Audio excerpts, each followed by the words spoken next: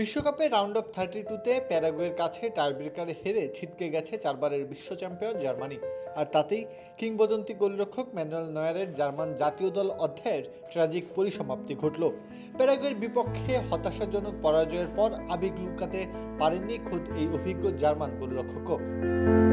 নিজের বিদায় ম্যাচের অনুভূতি জানিয়ে 40 বছর বয়সী নয়ার বলেন, এভাবে শেষ হওয়াটা ভীষণ তিক্ত।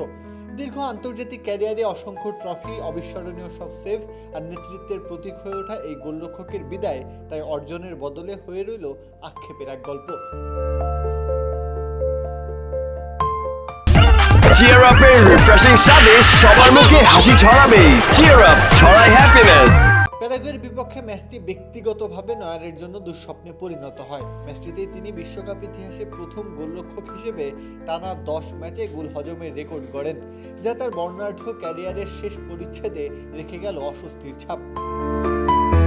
সংখ্যার বিচারে নয়ারের আন্তর্জাতিক ক্যারিয়ার ছিল অনন্য। জার্মানির জার্সিতে 124 ম্যাচ খেলে 51টি ক্লিনশিট অর্জন করেছেন। ডায়মন্ডশেফদের হয়ে 5টি বিশ্বকাপে সর্বোচ্চ 23টি ম্যাচ খেলার কীর্তিও আছে তার ঝুলিতে। মাঠজুড়ে সক্রিয় উপস্থিতি এবং সৃজনশীল গোলরক্ষকের মাধ্যমে সুইপার কিপার ধারণাকে অনন্য উচ্চতায় নিয়ে আধুনিক গোলরক্ষণে অভূতপূর্ব বিপ্লব ঘটান তিনি। সেপ মায়ার ও অলিভার কানের উত্তরসূরি হিসেবে 2024 ইউরোর পর অবসর নিলেও এবারের বিশ্বকাপের আগে জার্মান হেড কোচ জুলিয়ান নাগেলসম্যানের ডাকে দলে ফেরেন 2014 বিশ্বকাপের গোল্ডেন গ্লাভস জয়ী নয়ার।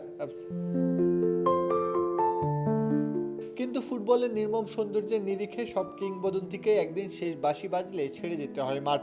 নয়ারের ক্ষেত্রেও সেই বাঁশি বেজে উঠল তিক্ত এক রাতে। তবুও শেষটা ট্র্যাজিক হলেও ফুটবল প্রেমীদের স্মৃতিতে অম্লান থাকবেই নয়ারের গ্লাভস জোড়ার গল্প। প্রত্যহ কাব্য, খেলা 71।